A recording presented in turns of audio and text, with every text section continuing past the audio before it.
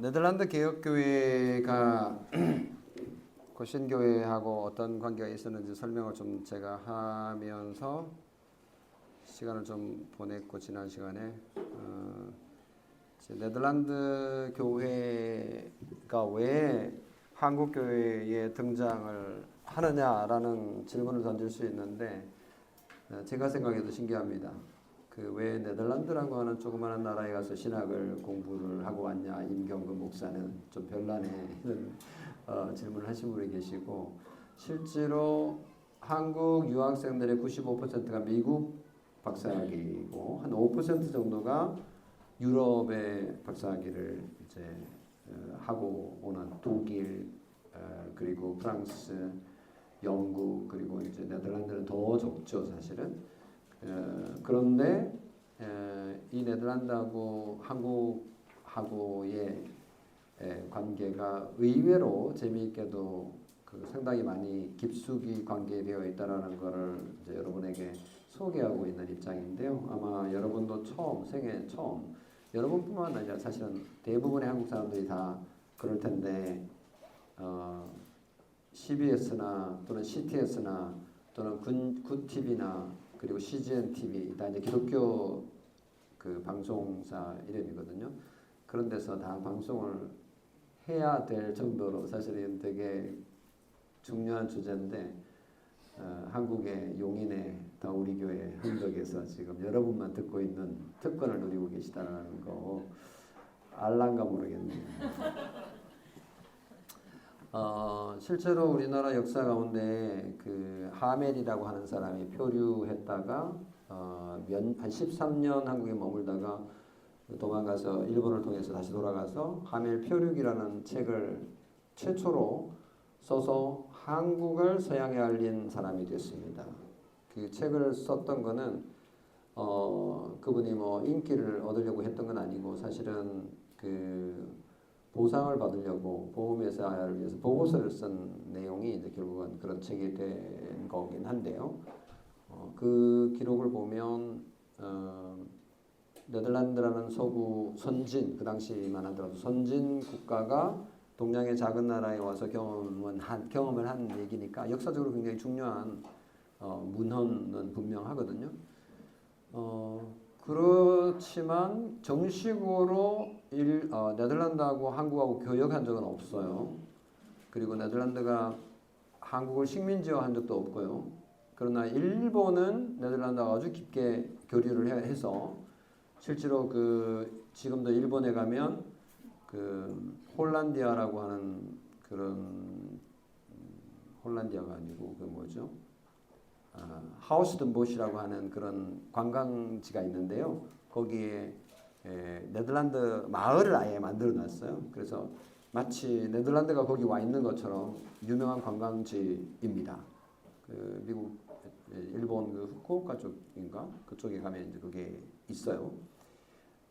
그만큼 문화적인 교류, 그리고 경제적인 교류, 그리고 군사적인 교류가 굉장히 많았던 거지만, 우리나라는 전혀 그런 게 없었고, 대신 2002년도 한일 월드컵 때 네덜란드의 유명한 명장이 와서 우리나라 축구를 세계적인 수준으로 올려놓았던, 누굽니까? 히딩크. 하멜만큼이나 유명한, 사실은 더 유명하죠. 히딩크, 우리나라 대통령 세우자라는 얘기가 나올 만큼 그 당시 정치적으로 되게 좀 어려운 때 차라리 이분이 대통령 되면 되겠다 이럴 정도로, 그러니까 학연, 지연, 혈연 다 내팽개치고, 뭐 어느 대학, 고려, 옛날에 뭐 우리나라는 다 고려대학교 출신이다, 축구계를 다 지배하고 있고 뭐 이런 게 있었지 않습니까? 근데 히딩크는 그건 몰라. 뭐 알지만 다 무시하고 실력대로 뽑았고 끝까지 이제 그렇게 해서 우리나라 그 축구 어떤 뭐랄까 생태계를 완전히 바꿔놨다라고 말을 하잖아요. 최근에는 또 축구 생태계가 지금 엉망진창이 됐다라는 소문이 들리는데, 어쨌거나 이제 그런 식으로 네덜란드와의 관계가 있는데, 실제 우리 교회와 네덜란드 교회와의 관계는 이 고신교회가 되게 밀접하게 연결되어 있다라는 사실은 정말 놀라운 거죠. 지난 시간에는 제가 네덜란드 개혁교회 내부적으로 상당히 좀 어려움이 있었고, 세계 제2차 대전이 일어나고 있는 1944년에 한 개혁교회가 쫓겨나서 세워진 교회라고 제가 말씀을 드렸는데요. 그러다 보니까 그 교회와 우리 고신교회가 상당히 가까워지게 되었다. 이제 이런 얘기도 했었습니다. 근데 우리 고신교회도 마찬가지 입장이었어요. 이제 고신교회는 본래 이제 제가 고신이라고 표현을 합니다만은 보통은 고신교단 이렇게 표현합니다. 근데 제가 일부러 교단이라는 표현을 쓰지 않는 이유는 역사적으로 교단이라고 하는 표현은 일본에서 만들어낸 용어입니다. 그래서 제가 교단, 교회 단체라는 말이잖아요. 교단. 그래서 그렇게 안 쓰는 이유고요. 교단 또는 교파에 해당되는 단어로 그냥 저는 교회라고 그냥 하는 거죠. 그래서 그 네덜란드에서는 그 교단에 해당되는 단어로 교회들 해서 복수를 사용합니다. 그러니까 교회들이 이렇게 모여 있는 이런 의미로 쓰는 거죠. 우리 고신교회는 장로교고요. 지금 한국의 장로교는 한 70% 정도 수적으로 그리고 교회 숫자도 그렇고 그 정도로 머저리티입니다. 그리고 뭐 감리교, 침례교, 뭐 성결교, 물론 순복음교도 상당히 되지만 이제 그런 식으로 되어 있는데 우리 한국의 장로교가 유독 많이 그 부흥한 이유가 뭔지 뭐 이런 여러 가지 이야기가 있긴 합니다만은 사실은 이제 선교사가 장로교 선교사가 제일 먼저 1884년에 알렌이 들어오면서 1885년 감리교 선교사, 장로교 선교사가 함께 인천에 이제 들어오게 되고 감리교 선교사는 바로 못 들어오고 왔다가 그 당시 갑신정변이 일어나고 이래가지고 결국은 뭐 수술하니까 미 대사관에서 이제 상황 알려줘가지고 아기를 임신한 아펜텔러 같은 경우는 이제 일본으로 다시 그 배로 다시 돌아갔다가 몇 달 후에나 나중에 이제 들어오게 되는 이런 상황이 되는데 어쨌거나 이제 감리교보다는 장로교가 훨씬 더 선교에 그 적극적이었고 그런 배경하고 연관이 있습니다. 그래서 한국의 그 복음이 전해진 상황을 보면 대체로 이제 지역을 조금 나눴었거든요. 그래서 전라도, 전라남도, 전라북도 이쪽은 미국 남장로교 선교사들이 많이 가서 교회를 세웠습니다. 그리고 경상도 이쪽은요, 대구하고 이쪽 남북도는 호주 선교부에서 주로 많이 가서 복음을 전했고, 그리고 북장로교는 이제 북쪽, 우리나라 북쪽 평양 그리고 선천 위쪽으로 하고, 그리고 이제 서울은 온 교단이 다 합쳐서 다 함께 이렇게 사역을 많이 했고, 그리고 감리교는 이쪽은 강원도, 경기도, 그리고 충청도, 그리고 이제 침례교 같은 경우도 충청도 쪽에 많이 좀 분포하고, 서울은 여러 교파들이 믹스되어 있는 그런 상황입니다. 그런 상황 속에서 이제 이게 장로교 고신이 어떤 의미가 있느냐 이 얘기를 좀 해야 되는데요. 여러분 지금 한상동 일대기 한상동 그 전기 제가 파일을 단톡방에 올려드렸는데 시간 나시는 대로 좀 읽어보라고 했는데 이미 우리 독서 다독모 모임에서 읽고 있는 줄 알고 있는데 혹시 다 읽은 팀 있나요? 중간쯤인가요? 이미 시작했나요? 되게 진도가 잘 나갈 텐데 뭐 그런 류의 책을 별로 읽을 기회가 없으니까 흥미로울 거라고 생각이 듭니다. 어쨌거나 그 한상동 목사라는 인물이 일제시대 때에 이분이 신앙을 가지게 되고 신학을 공부하고 그 시대의 애환을 이제 경험한 것들을 다 이제 적은 거기 때문에 되게 살아있는 그런 이야기인데 저는 신학교 다닐 때 그 책을 안타깝게도 읽어본 적이 없었고 이번에 이 논문을 쓰면서 비로소 읽었는데 좀 미안하더라고요 제가. 근데 지나고 생각해 보니까 우리 선배들이 왜 이거를 필독서로 해서 안 읽혔을까? 저는 이런 게 있다라는 거는 듣긴 했어요. 심지어 이거를 영어로 번역한 게 있어요. Till the End of the World라고 하는 영어 책으로 그러니까 한상동 목사의 조카인 한기태 교수라는 분이 미국에서 심리학을 공부했고 이제 고신대학에 와서 심리학을 가르친 교수님인데 자기 조카가 그 한상동 목사님 일대기를 영어로 번역을 해가지고 책으로 냈어요. 근데 그 당시 보니까 이제 그 영어로 된 책이 나왔는데 이거 누가 읽으라고 이걸 냈지? 제 생각에는 그랬어요. 그러니까 한국에 있는 우리가 뭐 영어를 읽을 이유가 없는 거잖아요. 근데 그 당시에 되게 편집이 좀 촌스럽게 해가지고 나온 게 하나 있었는데 아마 미국에 있는 우리 한인교회 사람들 영어를 읽는 분들에게 또는 외국인들에게 보급하려고 했나? 그런 의도가 있었는지 모르겠지만 그 당시에 돈을 좀 들여가지고 번역을 해서 책으로 낸 게 있긴 했어요. 근데 그게 뭐 우리가 읽어야 될 가치가 있는 건지는 누구도 얘기를 해주지 않았기 때문에 몰랐는데 이번에 읽어보니 정말 후회가 많이 막급입니다.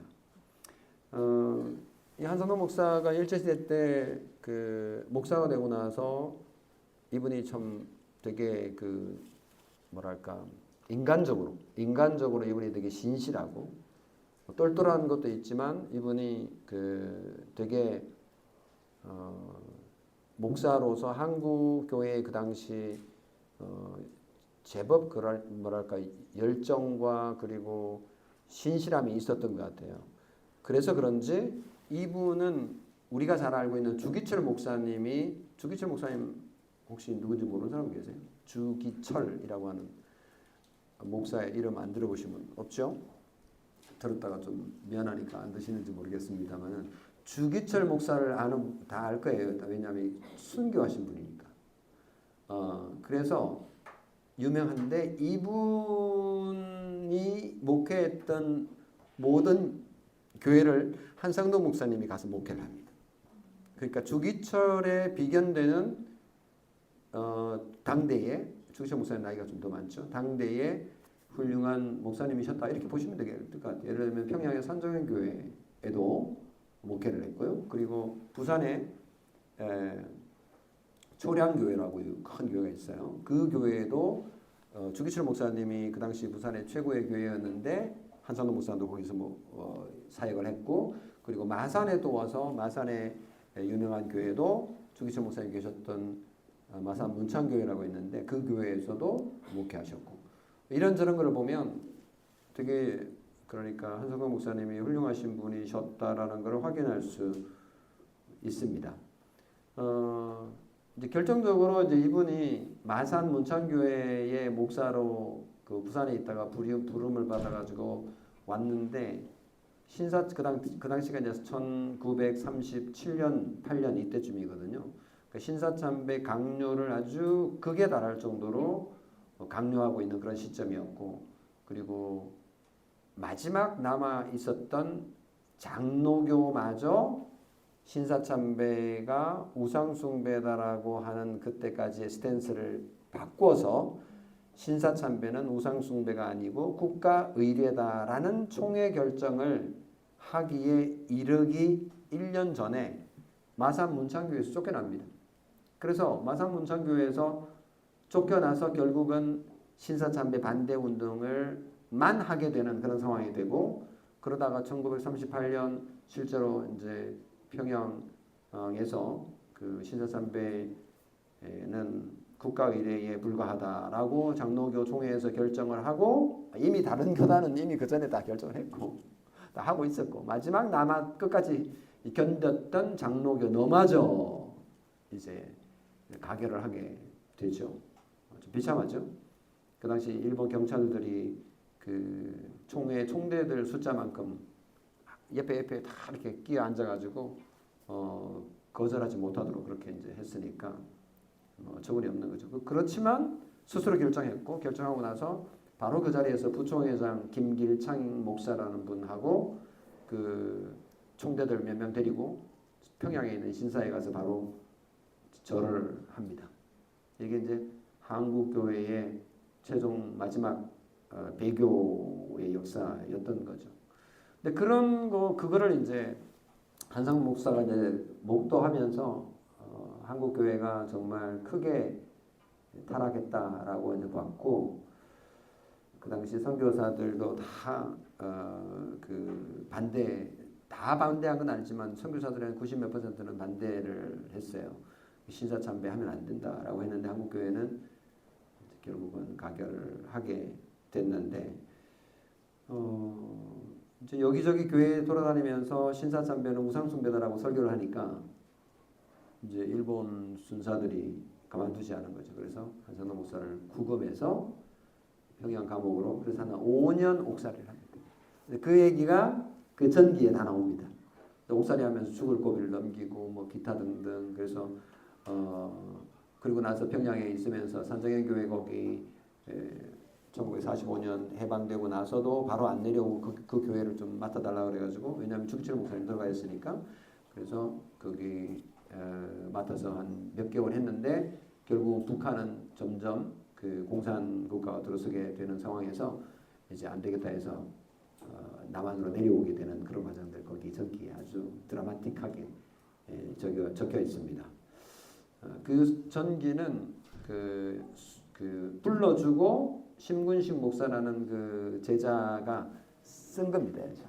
그래서 그분은 작가이기도 하고 아동문학 작가이기도 해가지고 그렇게 쓴 건데, 그렇게 해서 이제 그분이 감옥에 5년 동안 있을 때 기도했던 거가 이제 한국 만약에 해방이 되면, 그 당시에 해방되리라고 아무도 생각 못했던 건데, 자기가 여기 감옥에서 하나님께서 보내주시면, 죽을 수도 있지만 보내주시면 한국의 신학교를, 왜냐하면 평양신학교가 이 신사참배 반대하다가 문을 닫았으니까, 그리고는 신학교가 하나 서울에 조선신학교라고 하나 만들어졌는데 1940년에 이 조선신학교는 신사참배를 지지하는 쪽이고 신학적으로는 아주 자유주의적인 그런 신학을 배운 사람들이 와서 가르쳤기 때문에 저 신학교 가지고는 한국교회를 제대로 세울 수 없다라고 생각하고 이제 신학교를 만들겠다고 했는데, 이분이 1945년 해방되고 나서 이제 밑으로 내려와서 신학교를 시작합니다. 1946년 진해에서 신학 강좌를 열면서 이제 고려 신학교. 왜 고려 신학교냐면 조선 신학교라는 게 있으니까, 조선에 조선을 가져가 버렸고, 그러면 이제 고려 무슨 말인지 아시겠습니까? 우리가 그 2조 500년은 조선이잖아요. 그 조선을 가져가 버렸어. 그러니까 그 앞에 고려라는 이름을 가져온 거예요. 그래서 이제 고려 신학교가 이게 이름이 아주 묘한데, 제가 어디 가서 고려 신학교 다닌다고 하면 어디요? 고려대? 고려대에 다닌다고요? 이런 식으로 많이 이제 오해하고, 고려자가 들어가니까 이제 바로 고신대 이제 고려 신학교 이런 이름을 정하게 된 겁니다.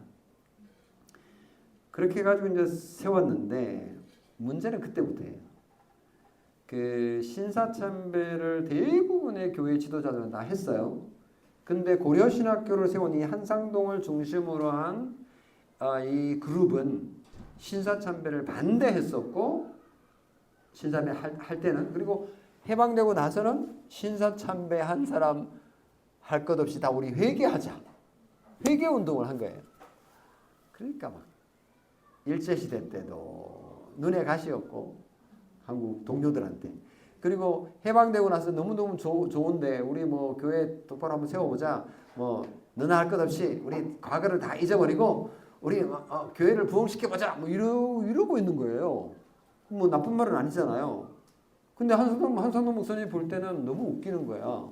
저것들 회개도 안 하고 번젓이 그냥 교회에 가서 목사 행세 하겠다라는 거야?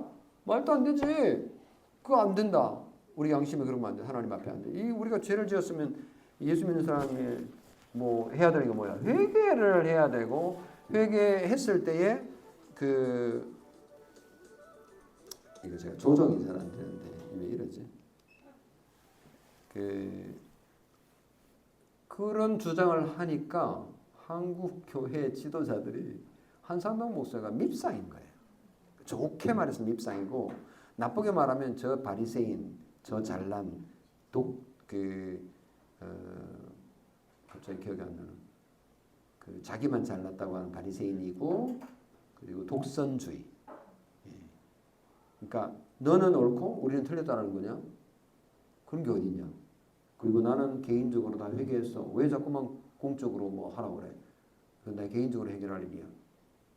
이제 이렇게 주장을 하기 시작을 했는데 참 어처구니 없는 일들이 이제 일어납니다. 그 경남노회라고 부산 그 당시에는 경남이라고 그러면 부산 지역의 교회들 그리고 마산, 진주, 거창, 양산, 울산 이렇게 해서 다 그쪽 지역이 다 부산노회 한 노회 부산노회가 아니고 경남노회라고 하는 형태로 이제 180개 정도 교회가 하나의 노회를 이루고 있었는데 그 노회 안에 한상동 목사님 하면 다들 뭐 엄청난 분인 거야. 왜냐하면 이분은 목숨 걸고 신사참배 반대를 했던 분이고 우리는 목숨까지는 아니고 그렇지만 우리도 반대를 했어. 이제 이런 입장인 사람들이 꽤 거기 많아요. 다른 데보다. 근데 그 경남노회 안에 또 누가 있었냐 하면 바로 평양에서 총회 때 신사참배를 가결했던 부총회장 김길창이라는 분이 거기에 있는 거야. 부산에 그 당시 그 교회를 맡고 있는. 근데 이분이 정치꾼인 거예요. 그분이 그 평양에서 신사참배 가결하고 그 똘마니를 데리고 가가지고 신사참배 직접 머릿속에 한 분이거든요. 그러니까 이분은 신사참배를 적극적으로 한 분이야. 근데 그분이 그 노예 한 노예 안에 있는 거예요. 기가 찬 일들이 몇 년 사이에 일어납니다. 그러니까 1945년, 46년, 7년 사이에 이제 우리가 교회를 제대로 좀 세우려면 회개 운동을 해야 되고 회개 운동을 해야 회개를 해야 그 다음 한 발자국 우리가 나아갈 수 있다. 그 위에 교회를 세워야 된다. 라고 하는데 너 잘났다. 이제 이렇게 하면서 이 개인의 문제니까 간섭하지 마라.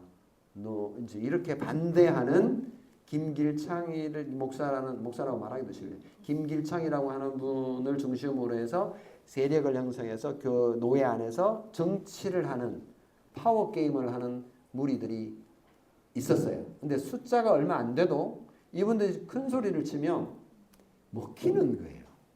이게 참 안타깝게도 우리 뭐 아시지만 우리 교회에 정말 너무 훌륭하신 분들이 많아서 지금 저희 교회는 뭐 너무 좋은데 이 교회라는 곳에 어떤 한 사람만 딱 있어가지고 이상한 사람이 있어가지고 물을 흐리면요.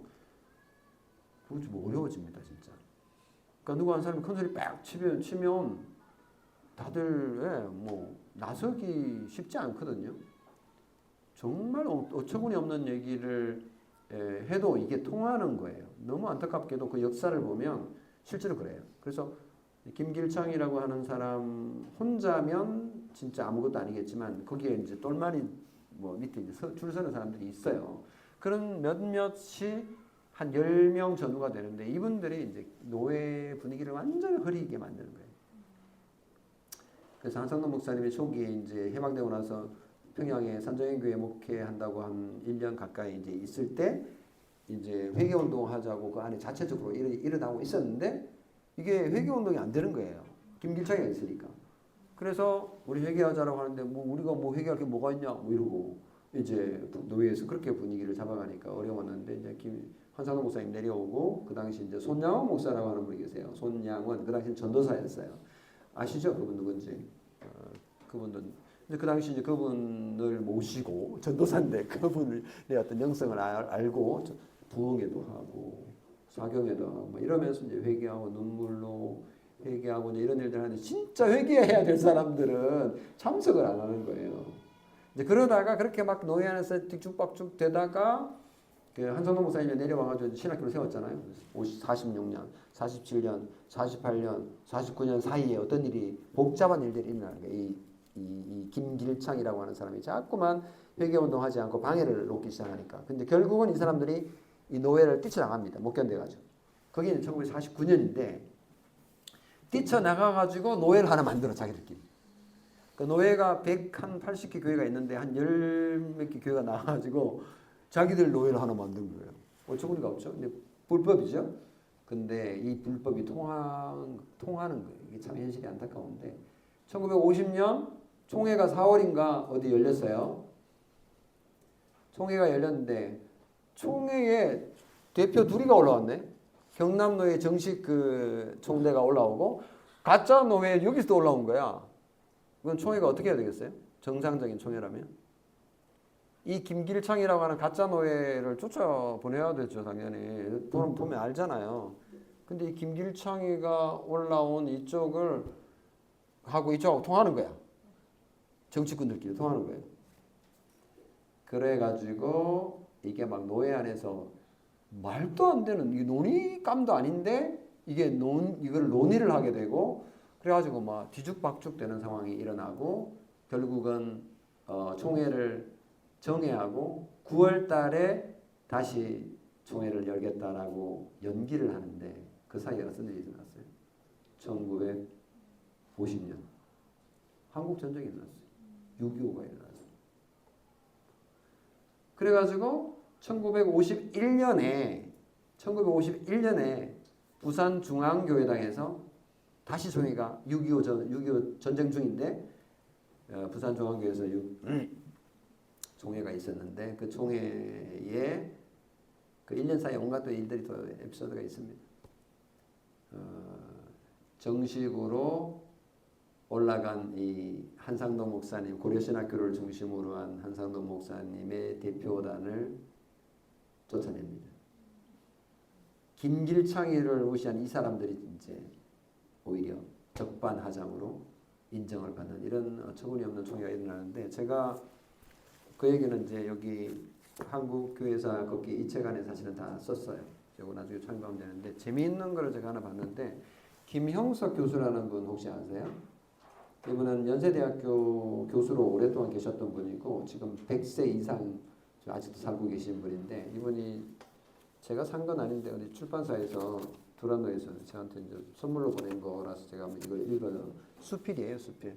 자기 일생을 쭉 하면 어딘가에 연재했던 걸 같은데 그 가운데 너무 재미있는 게 있어가지고 제가 하나 읽어드릴 텐데요. 이게 이제 역사적인 그 부산 1951년 부산 중앙교회당에서 있었던 그 당시 장로교회의 그 어처구니 회개가 없는 그 어처구니 없는 싸움 현장에 이분이 있었어. 근데 그 얘기를 여기 썼더라고. 그걸 제가 한번 읽어드릴 텐데요. 뜻있는 사람들은 환멸과 허물을 실감하지 않을 수 없었다. 나는 그 앞에부터 먼저 읽어야 되겠네요. 해방은 한꺼번에 많은 선물을 안겨주었다. 한국 기독교는 그 역사의 선물을 제대로 받아들일 능력이 없었던 것 같다. 이제 이게 의미하는 바가 사실 좀 크긴 해요. 이 말을 어떻게 이해해야 될지 이제 사실 팩트만 얘기하자면 한국 우리 독립투사들이 많은 해외에서 노력과 또 실제로 뭐 만주나 또는 한국 안에서 독립운동 어마어마하게 했죠.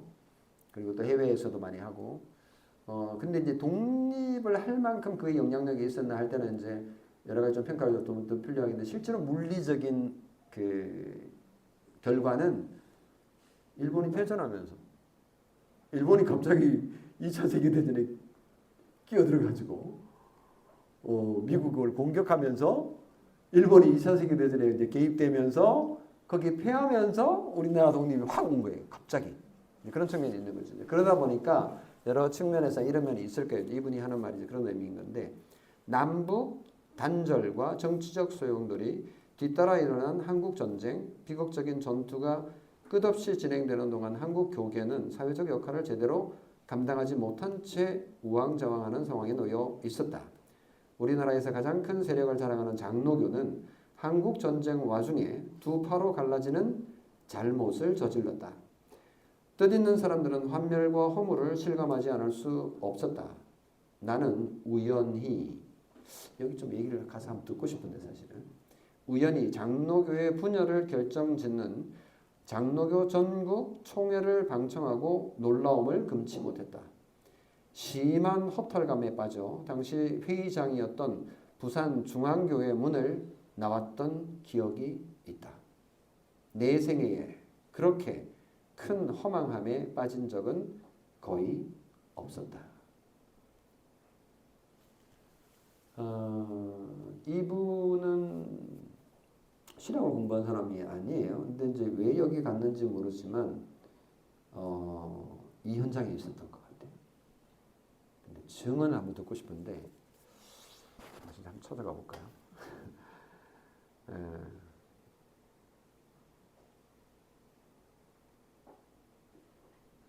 그러면서 조금 밑에 거 조금 더 읽어볼게요. 그때까지만 해도 눈에 보이고 마음에 떠오르는 교회는 내 신앙의 어머니처럼 느껴졌었다. 좁은 의미의 교회주의를 벗어나지 못했던 것이다. 그 순간 전혀 예기치 못한 음성이 들리는 듯 했다. 죽은 자들로 자기의 죽은 자들을 장사하게 하고 너는 가서 하나님의 나라를 전파하라. 누가복음 9장 26, 60절은 그리스도의 말씀이었다. 그 말씀의 뜻을 이렇게 명확하게 깨닫게 되리라고는 생각지도 못했다. 근데 이분은 이제 그래서 교회에 실망을 했고 정말 지긋지긋하다. 너무너무 실망했는데 하나님 나라를 세우면 되지 않냐면 이런 식으로 이제 결론을 내렸다는 그런 뜻이에요. 그래서 이제 이분이 당했던 어떤 그런 그 뭐랄까 아픔이 어땠는지 우리가 다 이해할 수는 없지만 이분이 언급했던 이 부산 중앙교회라고 하는 그게 바로 지금 제가 말씀드린 그 역사적 사건이었던 거예요. 그 당시 이제 고신교회를 쫓아내는 것 때문에 다툼이 있었던 것뿐만 아니라 그 외에 다른 것들도 많이 사실 있었던 거예요. 그러니까 교회 안에 어떤 그 이권이나 어떤 정치적인 그 유불리를 위해서 목사들이 정치적인 어떤 파워, 세력 이런 것들을 행사하는 것이 그리스도의 교회다 짬타라고 본 거죠. 그래서 그런 현장을 이제 보고 실망을 했던 그런 이야기가 여기에 이제 나옵니다. 그래서 그 당시에 이제 고신교회가 이제 쫓겨나고 나서 바로 분리한 게 아니고 그 다음에 또 대구에서 열린 총회 고신교회 대표, 그러니까 경남로에 그 대표로 총대를 다시 보냅니다. 받아주겠습니까? 안 받아주죠. 저 꼴 보기 싫은 고려신학교 무리들 이렇게 해서 결국은 이제 내쳤고 그렇게 해서 생겨난 게 1952년에 고신교회가 생겨나게 된 겁니다. 그래서 이게 이제 최초의 분열인 셈인데 이 고신교회 그래서 이제 주류 장로교회에서는 고신교회가 분리주의자라고 비난하는데 이거야말로 어처구니 없는 적반하장입니다. 고신교회가 분리한 게 아니고 고신교회는 분리하고 싶지 않았어요. 왜냐하면 그래서 그 다음 해에 다시 그 총회 경남노회가 갔으니까요. 그런데도 쫓아내서 어쩔 수 없이 교회를 따로 세울 수밖에 없었던, 다시 말하면 주류 장로교회가 분리주의고 고신교회는 분리주의자가 아닌 거죠. 우리는 분리 안 하고 싶었어. 근데 쫓아냈다라는 것이 이제 팩트인 거죠. 그래서 그 얘기를 이 책에 밝혀낸 거죠. 그렇게 해서 이제 쫓겨나가지고 이제 쭉 지금까지 온 거가 이제 고려신학교의 현실입니다. 그런데 이제 그렇게 해서 1952년에 생겨나가지고 이제 고려신학교가 쭉 이제 커갑니다. 부산을 중심으로.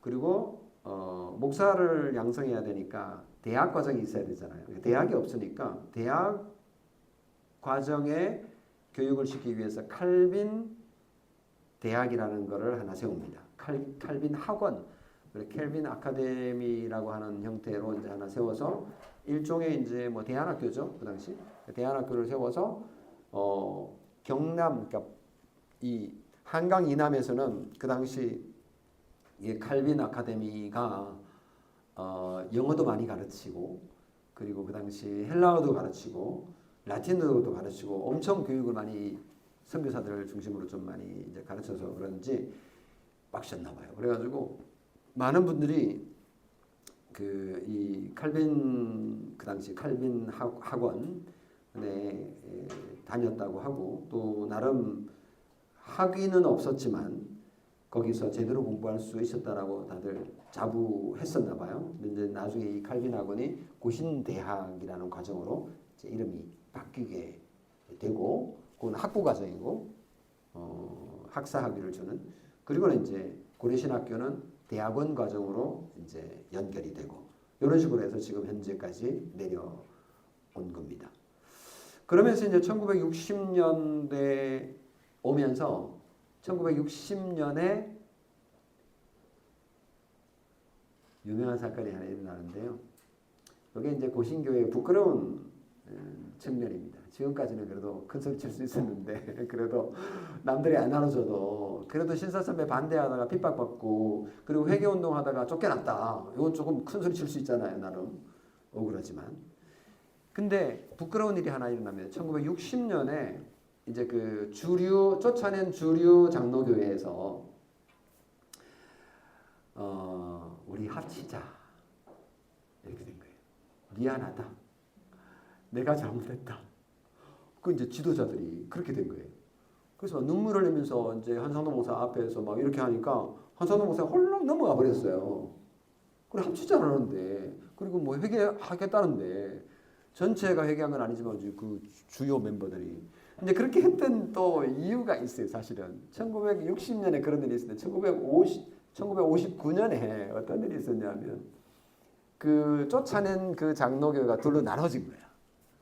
그 나눠진 게 지금 어디냐면 장로교 안에 통합이라고 들어보셨어요? 통합하고 합동하고 두 개가 쪼개졌어. 고신을 쫓아내고 나서 한 7년 만에. 왜 그게 쫓겨났냐면 그 당시 WCC라고 하는 그 국제적인 단체가 있는데 그 단체가 WCC가 그 공산주의 사상을 받아들이고 있다라고 해가지고 그 합동 그게 지금의 그 종신 쪽에서 사람들은 그거를 반대했는데 저쪽 통합 그러니까 광나루 장신이라고 일컬어지는 그쪽에 있는 통합 쪽에서는 뭐가 문제냐 우리가 교회가 하나로 뭉쳐져야 되지. 이제 그래서 WCC 지지파와 반대파로 나눠지게 돼서 거의 반쪽이 납니다. 거의 반쪽이 나는 상황이 돼버리고 반쪽이 나면서 그 당시 반쪽이 나게 된 나면서 선교사들은 다 누가 가져갔냐면 저쪽 통합 측 쪽에서 다 가져가 버렸어요. 그러니까 외국 선교부가 그쪽으로 다 붙어버린 거죠. 그러니까 이제 그쪽 소위 여기 총신 합동이라고 하는 쪽에서 그 선교사들도 다 이제 잃어버리고 선교 학교도 다 잃어버리고 기독교 학교라는 거죠. 다 저쪽이 다 가져가 버렸죠. 그러니까 자기들은 완전히 빈 털터리가 된 거예요. 빈 털터리가 1959년에 됐으니까 엄청 이제 궁색하게 된 거죠. 그 신학교를 하나 뭐 지으려고 돈도 없고 그래서 고신에 와가지고 손을 벌린 거예요. 사실은 이제 구도로 보자면 좀 복잡한데 대략 얘기하자면 그런 거예요. 그래가지고 이제 눈물을 흘렸지만 사실은 이게 작전이었던 거예요. 제가 좀 거칠게 표현하지만 이해를 해주세요. 혹시 뭐 반론을 제기할 수도 있긴 한데 뭐 쉽게 표현하자면 이제 그런 거예요. 그렇게 해서 60년에 이제 고신하고 합동하고 합쳐서 합동이라는 이름이 생긴 거예요. 이해하시겠습니까? 그러면 통합은 그러면 어떻게 생겼냐? 이 통합이라는 이름, 합동이나 통합이 똑같은 말이죠, 사실은. 통합은 어떻게 생겼냐면 1950 그러니까 60년 말고 합동하기 전에 59년에 갈라졌다 그랬잖아요. 큰 덩어리가. 고시는 따로 나와 있고 조그만하게 있고 두 개가 갈라졌을 때 갈라지고 나서 일부가 이쪽에 있는 일부가 이쪽으로 통합을 했어. 이쪽 일로 간 큰 무리로 간 거야. 우리는 일로 갈래 해가지고 선교사는 이런 쪽으로 갈래 해가지고 저쪽으로 통합을 해가지고 이쪽에는 통합이라는 이름이 생긴 거예요. 이해하시겠습니까? 그럼 여기는 아무 이름이 없잖아요. 근데 여기는 이제 그 아주 신기하게도 고신하고 합동을 해버렸어. 그 다음 해에. 그러니까 이제 합동이라는 이름이 생긴 거예요. 이해하시겠습니까? 자, 그런데 이게 참 졸속 합동이었어요. 여러 가지 이제 뭐 합의를 하지 않겠어요? 합의를 했는데 그 중에 제일 큰 게 이제 신학교 문제였어요. 그러니까 처음부터 고려신학교라고 하는 이 부산에 있는 고려신학교라고 하는 이 고려신학교를 이 총회에서는 인정을 안 하고 싶었고 지방에 있는 조그마한 학교 이거는 뭐 없앨 마음이 있었던 건데 합의할 때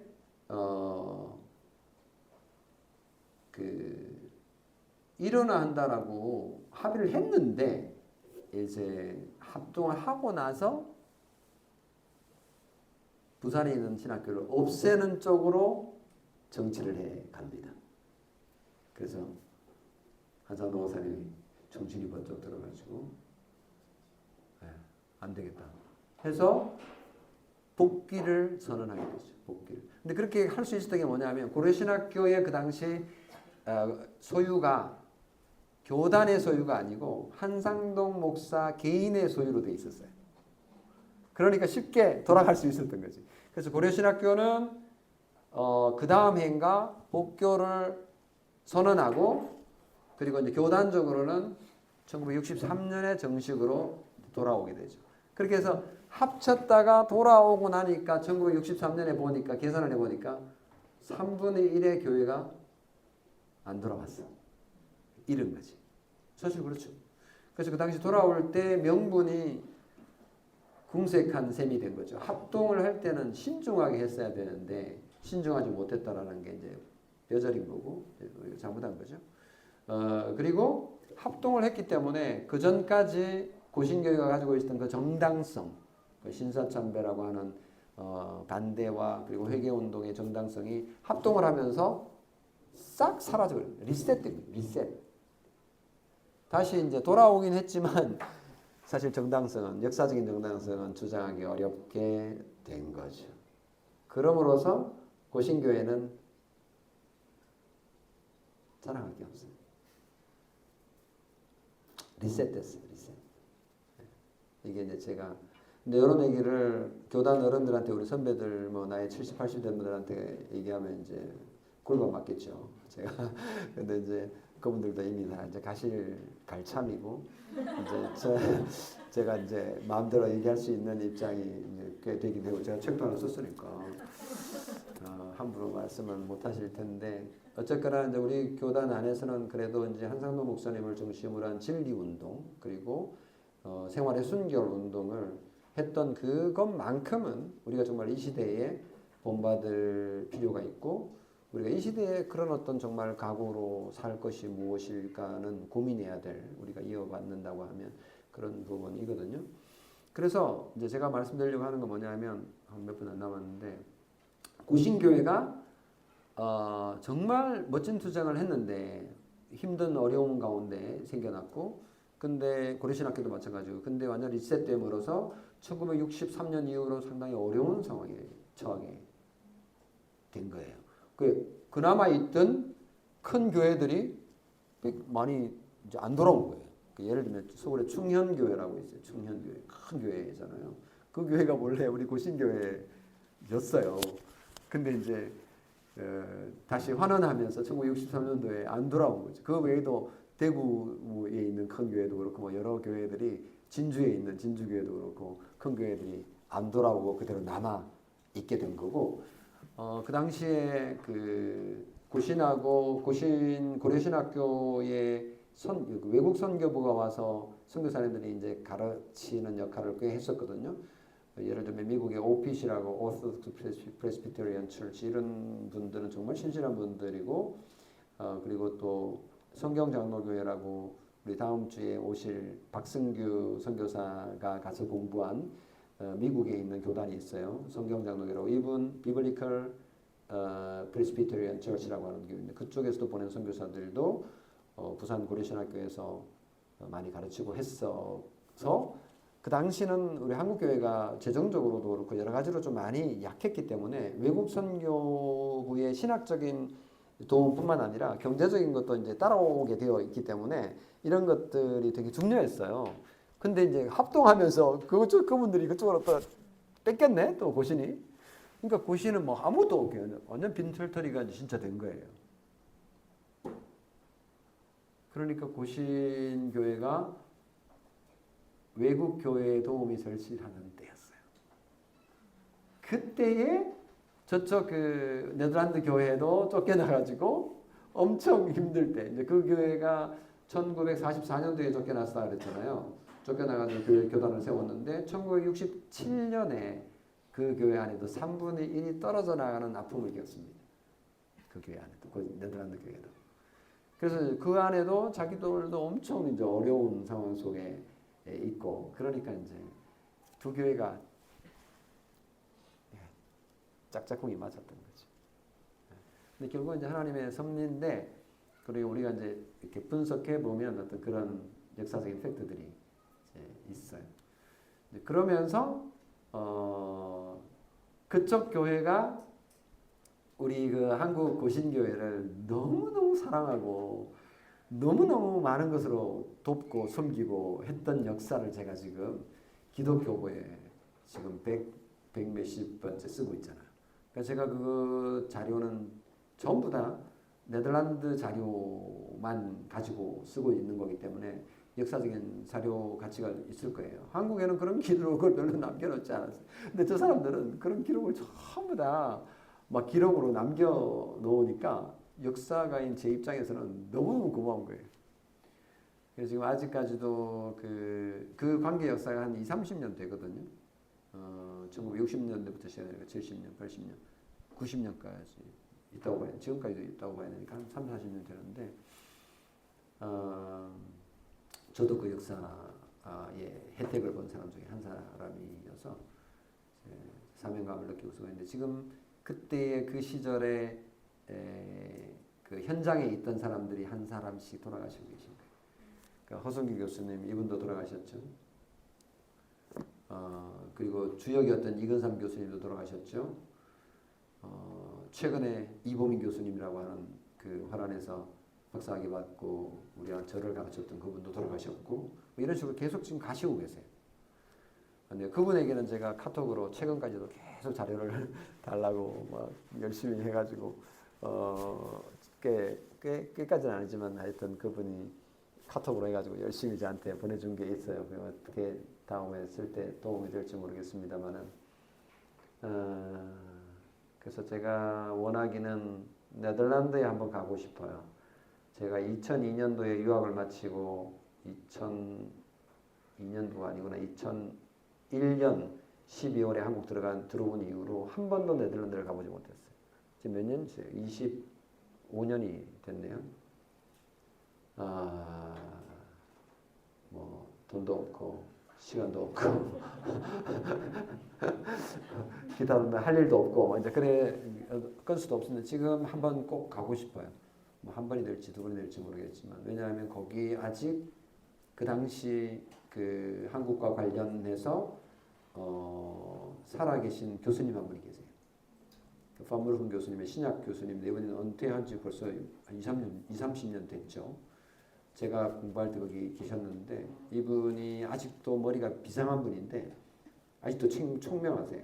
단지 사모님이 지금 병원에 입원해가지고 계속 몸이 안 좋으니까 사모님 간호하신다고 정신이 없던 제가 한번 자료를 얻는다고 이분에게 편지 이메일을 보냈더니 몇 달 전인데 답장을 정중하게 보내고 내가 조금 있다가 찾아보고 아내 때문에 지금 바쁜데 연락하겠다 하더니 며칠 있다가 자료를 보내줬어요. 정확하게 찾아버리더라고요. 한국에서는 찾을 수가 없는 그런 자료. 근데 저는 이제 그 자료도 자료고 이분에게 찾아가서 인터뷰를 좀 하고 싶어요. 물어볼 게 좀 많아요. 근데 그분도 곧 돌아가실 것 같은데. 네. 하여튼 뭐 그렇습니다. 그래서 제가 왜 지금 이러고 있느냐. 제가 역사가도 아니고 저는 학자도 아니고 이렇게 목회하는 목회자인데, 근데 저도 이제 혜택을 입은 입장이고, 혜택이라는 말은 좀 이상한데, 그러니까 좋은 신앙 그리고 좋은 신학은 특별한 어떤 게 아니거든요. 제가 요 얘기는 하고 마칠게요. 제가 왜 네덜란드에 가서 공부를 했냐? 이유는 딱 한 가지였어요. 그 당시 제가 배웠던 교수님, 그 네덜란드에서 와서 가르치던 그 9년째 됐던 고재수 교수님이라고 하는 그분의 강의가 뭐 제가 한번 설교하는 거 제가 올려드렸을 텐데, 그들은 뭐 한글로 설교를 하긴 하는데 뭐 떠벌떠벌이죠 사실은. 근데 내용이 너무 간결하고 그리고 너무 성경적인 거예요. 그 말이 좀 웃기는데요. 아니 당연히 성경적이겠지? 근데 그게 아니에요. 대체로 좀 신학이라 그러면 이게 신학이 어려운 이유는 이런 거거든요. 뭐 신학도 그렇고 철학도 그렇고 이게 어려운 이유는 그 자체를 얘기하는 게 아니라 그러니까 인생이 뭐냐 그러면 뭐 인생이란 뭐 그런 거지 뭐 이렇게 대답할 수 있잖아요. 예를 들면 대답할 수 있는 거예요. 인생은 뭐 기쁨이지 뭐. 또는 인생은 슬픔이지 뭐 이렇게 대답할 수 있잖아요. 쉽게. 그게 철학이라는 게 따로 있나요? 근데 인생에 대해서 이런저런 얘기를 하는 수많은 철학자들의 얘기를 나열해가면서 공부를 해야 되는 거야. 이게 어려운 거야. 그러니까 학문이라는 게 그게 어려운 거예요. 신학도 마찬가지야. 신학 하나님이 성경에 말하는 대로 그대로 성경은 하나님이 성부, 성자, 성령님이 계시네. 이게 뭐지? 이거 이걸 어떻게 말하지? 삼위일체라고 말했다고? 삼위일체, 괜찮네. 삼위일체라고 부르지 뭐. 이렇게 해서 이제 신학이 되는 거예요. 삼위일체라는 말은 성경에 없지만. 그러니까, 근데 이제 삼위일체에 대해서 온갖 이상하게 말한 사람들이 막 2000년 동안 수없이 있었을 거 아니에요. 근데 그 사람 얘기를 다 공부를 해야 되는 거야. 말도 안 되는 얘기들을. 이게 이제 어려워지는 거거든요. 근데 그것도 뭐 그럴듯하게 얘기한 것들이 있기 때문에 이 말인가 저 말인가 막 헷갈리기도 하고 그것도 외국 말이기도 하니까 그래서 어려워지는 건데 제가 지금 말 좀 옆으로 잡고 나가는데 이 고재수 교수님 강의는 제가 성경을 묵상하고 읽을 때 느꼈던 그리고 알게 된 그냥 그거 그대로 설교를 하는 거야. 이런 느낌을 이해하시는지 모르겠는데 여러분도 저한테 설교를 들을 때 뭐 엉뚱한 거를 설교하던가요? 그때 은혜가 되던가요? 아니면 내가 성경 읽을 때 내가 이렇게 생각해 목사님 저렇게 말씀하시네? 그때 오히려 더 은혜가 안 되던가요? 그런 느낌 아시나요? 영 딴판으로 내가 몰랐던 걸 오늘 가르쳐 주시네? 이럴 때가 은혜 될 때도 있긴 하지만 제가 이제 이분에게서 이분 강의에서 느꼈던 게 딱 그거였던 거거든요. 그냥 성경에서 말하는 더도 아니고 덜도 아니고 딱 그만큼 그 신학 강의를 하는 거예요. 그래서 좋았던 거고 그래서 제가 신학 가서 해설 거기서도 마찬가지. 떠벌리지도 않고 뭐 교회 부흥을 위해서 전도 뭐 액티브 뭐 이런 거 안 하는데도 교회는 요즘 쑥 성장하고 있고 인간적인 어떤 그런 노력 전혀 없는데도 있다면 그냥 좋아서 하는 거고 뭐 이런 어떤 거를 제가 보고 배웠기 때문에 이런 거가 그냥 정말 저한테 자연스럽다라는 건 이게 감사한 일이더라고요. 그렇지 않은 한국적인 어떤 이런 상황 속에서 감사하다 생각이 들어서 제가 이 일들을 그냥 취미로 뭐 시간 날 때마다 하고 있는 건데 이번 글은 아직 본론도 안 들어왔는데 지금 서론에서 시간을 엄청 제가 쓰고 있어서 죄송한데 재미있죠 그래도? 이거는 뭐 어디 가서 이런 얘기를 하겠나 싶기도 하고 제가 또 약간 좀 흥분하기도 하는 것들이 있어서 좀 그렇긴 하지만 오늘 여기까지. 근데 애들 맞출 생각을 안 하시네. 오늘 여기까지 하겠습니다. 감사합니다. 기도하겠습니다. 하나님 아버지 주님께서 우리 주님의 교회를 이 땅에 세우시고 복음을 전해주시고 또 그 복음을 바르게 이해하고 믿고 바르게 섬기도록 해주신 하나님 고맙습니다.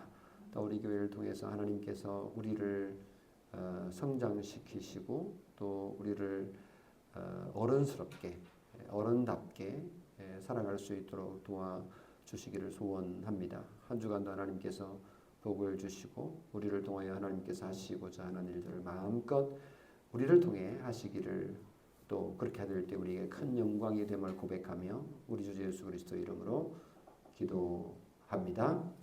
아멘.